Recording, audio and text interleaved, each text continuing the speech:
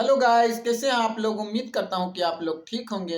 आज मैं आप लोगों को बिहार बोर्ड एग्जामिनेशन 2022 का एक प्रश्न बतलाने जा रहा हूं। और यह प्रश्न जो है बहुत ही वीवीआई क्वेश्चन है, जो विज्ञान में 18 फरवरी 2022 को यह प्रश्न पूछे जा रहे हैं। बहुत ही ज्यादा इम्पोर्टेंट है। इसमें प्रश्न यह पूछा जाता है कि समावयवता किसे कहते हैं। समावयवता किसे कहते हैं, इसे अंग्रेजी में कहा जाता है आइसोमेरिज्म किसे कहते हैं। और यह आइसोमेरिज्म से क्या समझते हैं, ये प्रश्न आता है। समावयवता किसे कहते हैं या समावयवता से क्या समझते हैं, या इसे कहा जाता है आइसोमेरिज्म किसे कहते।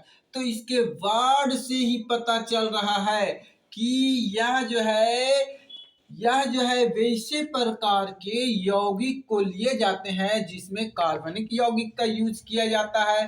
तो इसके लिए सबसे पहला वर्ड आता है मोलिकुलर फार्मूला। एक हो गया किसी भी कंपाउंड का जो मोलिकुलर फार्मूला होता है, वह मोलिकुलर फार्मूला जो होता है क्या होता है, एक समान होता है। एक चीज लिया जाता है, एक चीज लिया जाता है मोलिकुलर फार्मूला, और दूसरा लिया जाता है स्ट्रक्चरल फार्मूला। स्ट्रक्चरल फार्मूला लिया जाता है। यही दो वर्ड से ही जो है इसके जो है परिभाषा निकल जाते हैं। एक मोलिकुलर फार्मूला और दूसरा स्ट्रक्चर फार्मूला लिए जाते हैं। तो मोलिकुलर फार्मूला कैसे लिए जाता है, स्ट्रक्चर फार्मूला कैसे लिए जाते हैं। तो मान लिया गया कि जिसका मोलिकुलर फार्मूला समान हो, समान हो, सिमिलर सिमिलर होना चाहिए। मोलिकुलर फार्मूला जो है सिमिलर होना चाहिए और स्ट्रक्चर फार्मूला जो होना चाहिए डिफरेंट होना चाहिए। स्ट्रक्चर फार्मूला डिफरेंट होना चाहिए मतलब जो है भिन्न भिन्न होना चाहिए, भिन्न भिन्न होना चाहिए। तब वो कैसे भिन्न भिन्न होगा, कैसे इससे कैसे पता चले। तो इस प्रकार के आइसोमर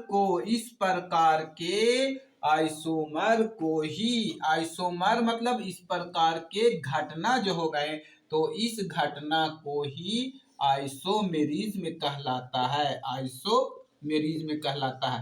तो कैसे आइसोमेरिज्म कहलाता है, वैसे प्रकार के ऑर्गेनिक कंपाउंड जिसका मोलिकुलर फार्मूला एक समान होता है और स्ट्रक्चर फार्मूला जो है भिन्न भिन्न होता है, तो उस प्रकार के बने हुए यौगिक को समावयवता कहते हैं। एज फॉर एग्जांपल के तौर पर बतलाते हैं कि एक जो है ब्यूटेन होता है, तो ब्यूटेन का फार्मूला होता है C4H10।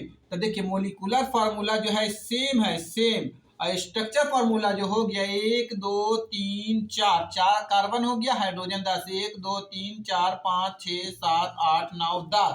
और इसी को एक और कर दिया, 1 2 3 हो गया, एक इधर ब्रांच में कर दिया तो 4 हो गया, हाइड्रोजन हो गया 1 2 3 4 5 6 7 8 9 10।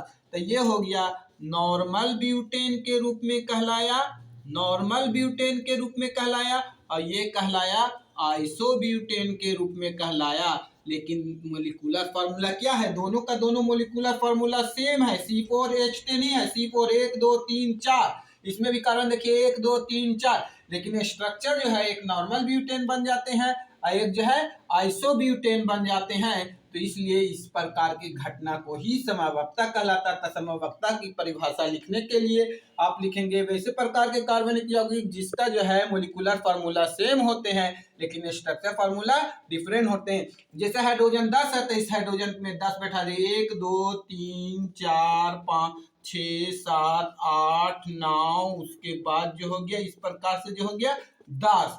देखिए 3 3 और 2 5, 5 2 7, 7 और 3 10, इसमें बैठा है हाइड्रोजन 1 2 3 हो गया, या 4 5 6 7 8 9 और 1 10। इस प्रकार से हो गया इसके आइसोमेरिज्म।